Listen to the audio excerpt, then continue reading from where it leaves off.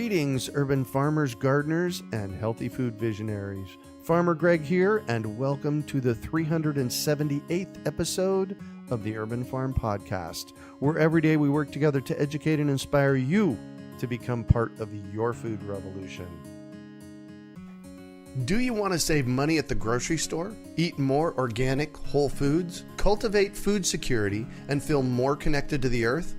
If so, then growing your own food is a no-brainer.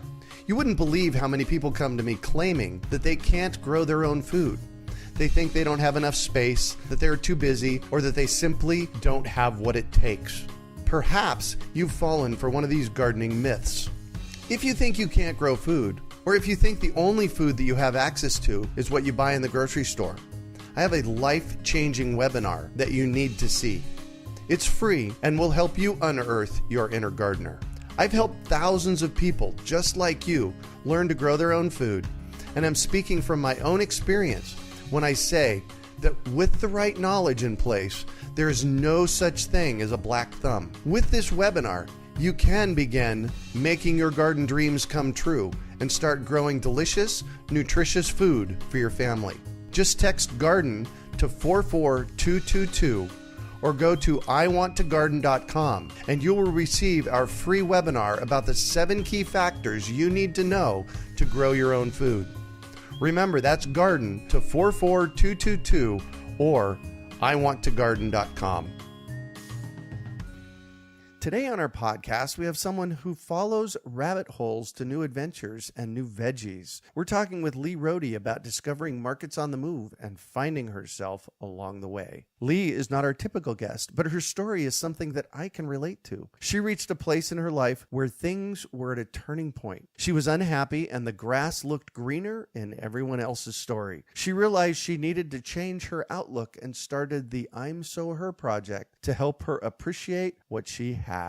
Welcome to the show today, Lee. Are you ready to rock? I am ready. Excellent. So I shared a bit about you. Can you fill in the blanks for us and share more about the path you took to get where you're at today? Sure. I would say this all started several years ago. I had this idea, like many of us do, that everyone else kind of has the answer or has it better or has something that, was lacking in my life. And it was not a great place to be in when you think that everyone else has it and you don't. Right. We are all there from time to time, but this kind of was a theme that I had at this particular point. And then one day it just kind of occurred to me that I've got this wrong. It's not about other people, it's about me. I need to see all those things, create all those things, cultivate all those things in myself if I really want to have a life that's purposeful and meaningful and enjoyable and happy. So I started this idea, kind of went with it for a little while, and then I decided I needed to make another step, build in some accountability for myself. So I started a blog, and now we're kind of at this point in my idea that I want to share it with other people because I keep finding more and more people have been in that place or are in that place and can relate to it. And we're all just kind of going through life. No one has the right roadmap. So we're in it together. And that's what I love is we're all in this together. So whatever we can do to find a better way, that's what I want to be a part of. Yeah, find a better way as a community. Yes, definitely. The saying, it takes a village. I mean, it still takes a village, and I'm an adult. I need a village to help with myself. So Definitely community is 100% what people should be enjoying and focusing on. Yeah. So you started the I'm So Her project. What is that? At the moment, it is mostly my own experiences that I'm sharing with people. And I think I said a little bit of a way to hold myself accountable, that I'm trying to really shift my mindset, become okay with where I'm at as a person while finding new ways to have adventures, find new ways to do things, find new things I'm excited about. From time to time, we'll do some updates on where I'm at. And I'm hoping to start sharing that more with people and then providing resources for others who find themselves in the same spot. Yeah. Same spot of maybe stuckness. Stuckness. I love it. Yes.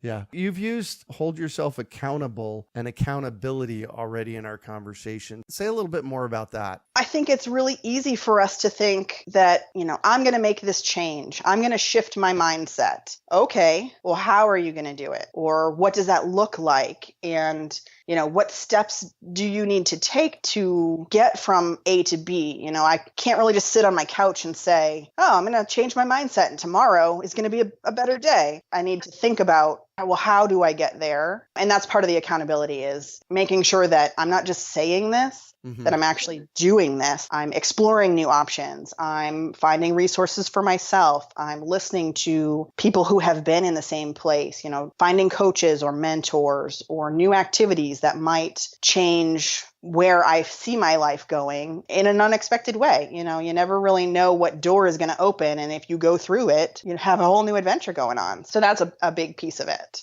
Excellent. So let's kind of thread Market on the Move here. Sure. What is Market on the Move and how did that impact your life? I was aware of it years ago because they had a location near where I lived. And in my mind, I just thought it was another farmer's market, which I love farmer's markets, don't get me wrong, but you can only go to so many, More recently, I kind of made that decision like, hey, I need a new thing this weekend. Why don't we go check this out? I've been hearing about it. I'm sure you know, but the idea behind it is they are an organization that takes fresh produce that otherwise would end up in the trash, and you can go and for a donation get this big box of produce. And when I went and I saw it for the first time and I talked to some of the volunteers that are there, it just absolutely blew my mind that this perfectly wonderful food would otherwise be in the trash.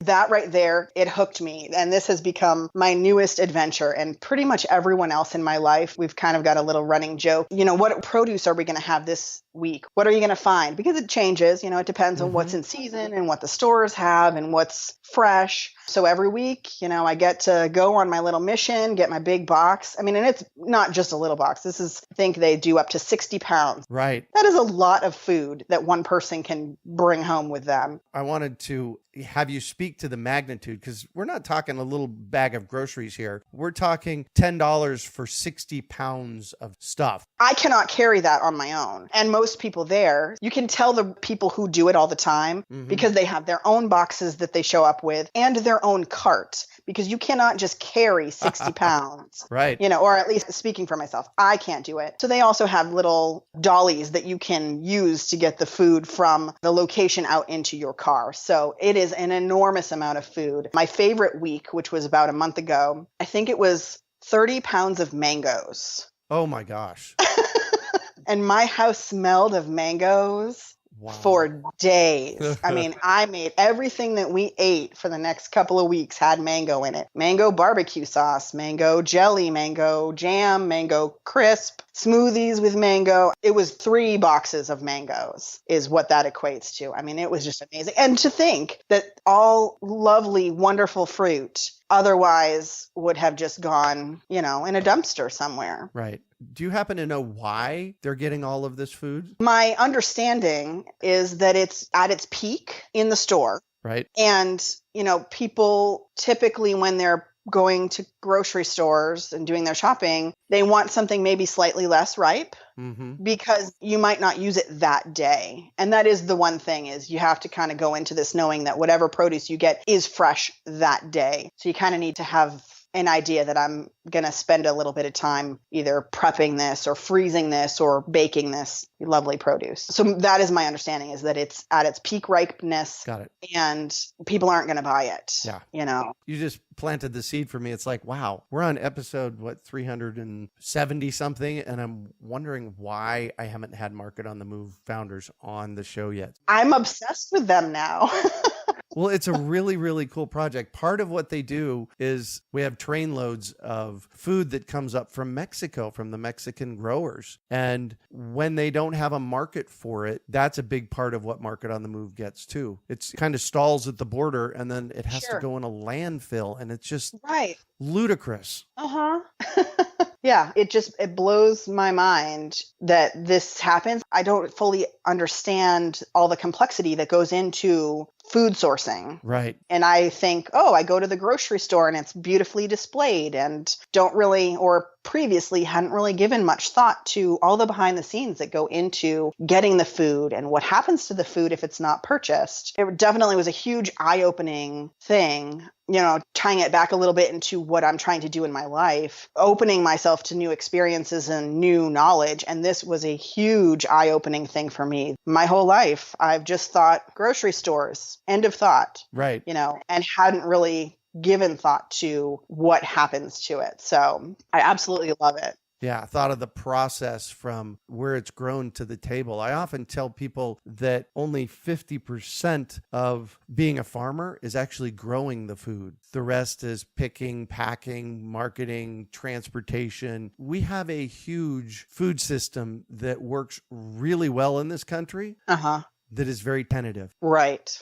It could break down at any given moment. And that's the big reason why I do what I do in sharing this with people. So what else have you done with all the veggies? Okay. Well, I have decided that I am never buying tomato sauce again. I think my first week there, I ended up with about 30 pounds of tomatoes, and I made some of the most delicious sauces. I've never done it before. Yep. I've always just kind of purchased spaghetti sauce or pasta sauce. And now that I know how easy it is and how much better it tastes, again, an eye-opening experience of what was I thinking in ever purchasing this. So lots of sauces. This past week, it was potatoes and onions were the big things. We've been eating potato salad and mashed potatoes and, potato casserole, and I made an onion soup. So it's pretty much depends on what they have. And that's what kind of prompts me to think of, well, I've got this overabundance of peppers or whatever. And then I start thinking, what can I do with them? And sometimes it's too much for me and I end up giving it away. I bring in bowls of stuff to work or, friends and family and stuff. So it definitely is an adventure to figure out what to do with 60 pounds of produce that you don't really know what it's going to be until you show up. I know on their website, they do kind of give you a hint about what they expect to get. But again, until you get there and see what's still left, it's a complete surprise. So in having this part of the market on the move part of the conversation with you and having it relate back to finding yourself along the way, you sound pretty lit up about food in general and all this abundance of food. I can hear it in your voice. Tell me more about that. I do love food. I mean, you get to create something. You're doing something with your hands.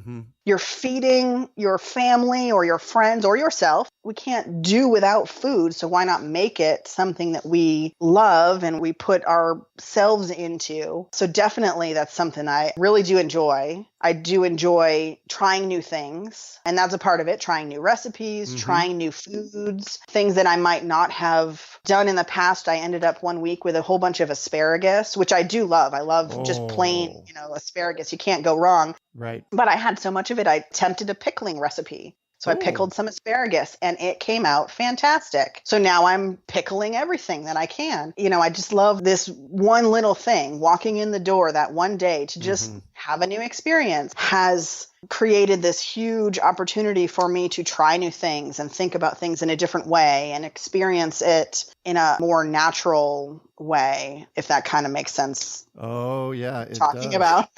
Yeah. I do love food. I mean, you really can't go wrong with a good piece of fruit, good vegetable, all of it. I can hear it in your voice. There's a sparkle and, your giggle. You're just lit up about this. And what a better way to live life. Right. And that's how I want it to be all the time. That's my goal, is to feel like this most of the time. I get that it's unrealistic for 100% of the time to be lit up about everything because, I got bills like everyone else. I've got the normal stuff everyone's got to take care of. But once those are set aside, this is what I want. I want to have that joy and adventure and freshness to my life all the time because we've only got one of them. We only got a few set number of days before we're done.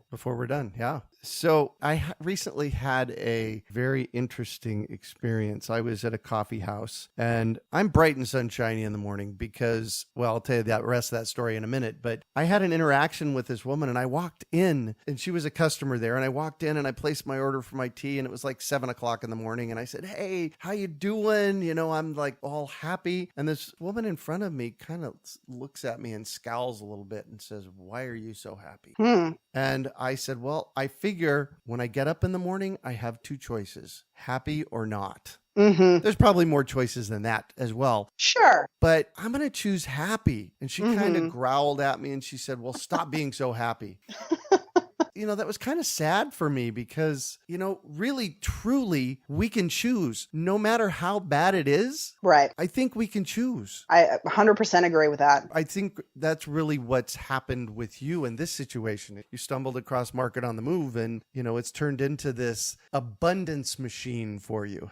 Let's call it that. Yes, for sure. And not just with vegetables. No, just a whole new avenue. I think I said, at the beginning, you never know what door is going to open. And this was a door that I kind of stumbled across. I wasn't even actively looking for it, but I went through this door and now I have these conversations with people that I would not have spoken with ever. Or, I'm trying new things or I'm sharing new things. And I just, that is amazing to me that something so small has turned into something that now is, every week. I can tell you on Saturday, I had someone ask me, "Oh, do you want to go to brunch?" Well, I can go on Sunday, but I can't go on Saturday because I'm going to Market on the Move.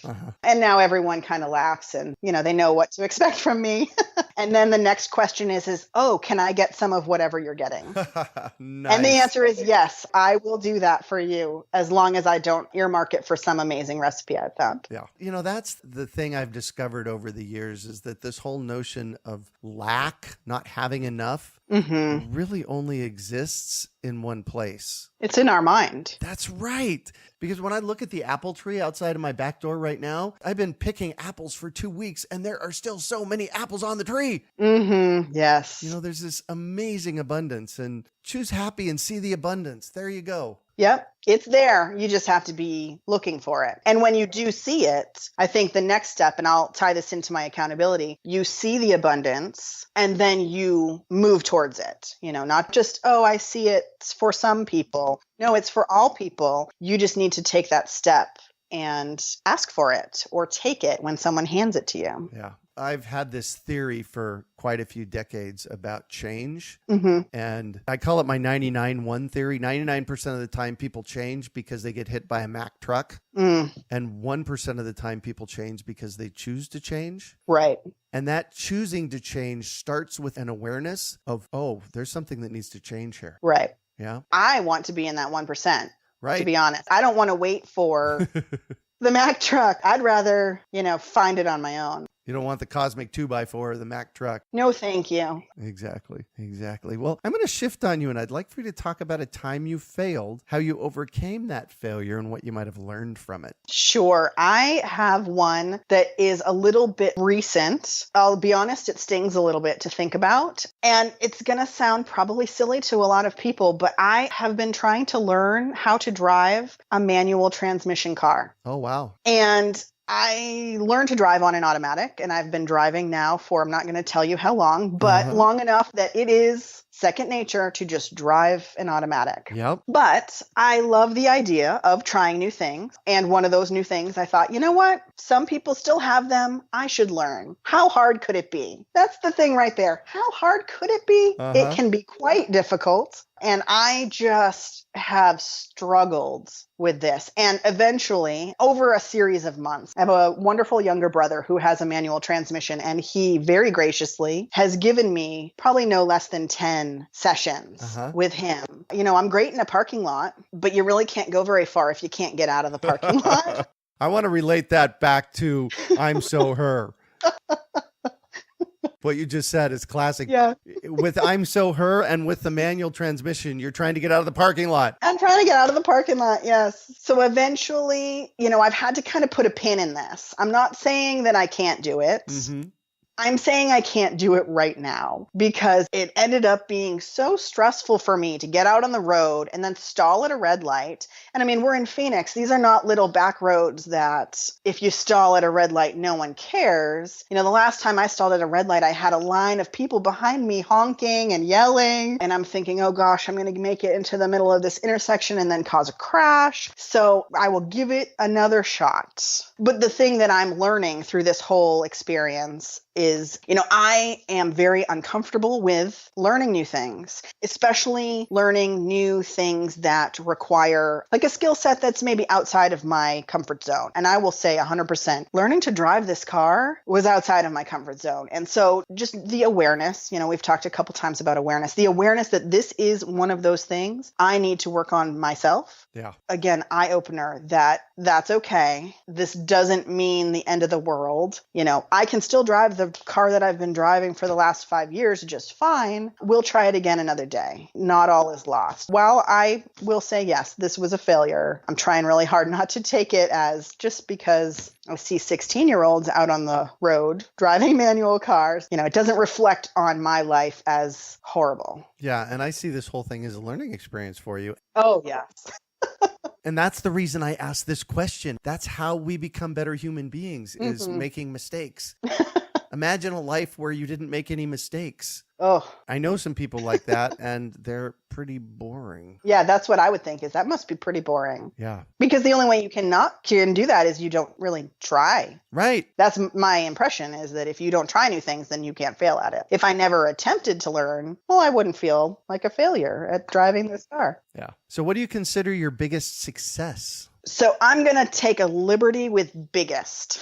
Okay, good. I recently knit a hat, which probably you can see a little pattern with what I just shared about learning new things. It's hard for me, and especially if it goes outside my comfort zone. And I have wanted to learn to knit forever. I see these people who just carry their little knitting bag around with them, and they sit in a coffee shop and quick whip up a pair of socks. And I just am fascinated by that. So I thought I will learn to knit. For Christmas, maybe 2 years ago, I was given this starter kit of yarn and little looms and needles and I mean everything, books, everything you need to get started. And I got it home from Christmas and immediately put it on a shelf because the thought of it just terrified me for some reason. You know, I wasn't at that place where I was okay with you're going to be terrible at this in the beginning and it's going to take you some time. So I wasn't there yet, but you know, maybe this was only a couple weeks ago. I finally thought I'm going to face down my fear of this closet and this box. And I took it down and I made myself a little hat. I didn't really look at the part of the book where it talks about sizing because I think this hat only fits on my cat. It doesn't actually do anything. You know, I can't put it on a person, but I'm so proud of it. You know, I have it sitting out so I can see it as this nice reminder that you can do this. Mm-hmm. You know, I'm not learning something like brain surgery. It's knitting. You can do it. Just take the time, take a deep breath. I'm so excited and proud of myself for making this little hat. Nice. So what drives you? I'm going to say time, just the general awareness that this is what we have. We've all got that same amount. And you put it perfectly earlier. You know, we get up in the morning, we can choose two things to do with our time. Enjoy it or not enjoy it. I love knowing that as far as time goes, we're all on a level playing field and we need to make the most of it. So I like to focus my energy on what is going to make my life either better or more enjoyable or more purposeful, because this is it. You know, once today is gone, we're not going to have another, you know, Thursday in this month and this week and this year. Yeah, perfect. So if you could recommend one book for our listeners, what would it be and why? I would recommend that people read The Wonder Trail by Stephen Healy. I don't know if you're familiar with it. I'm not. He is a writer. I believe he does television shows like The Office and stuff like that. Mm-hmm. So he wrote this book and it documents a trip that he planned and then went on starting in LA, and he goes down through Central and South America down to Patagonia. And it's very funny. It's an easy kind of travel read if that's your thing. But I loved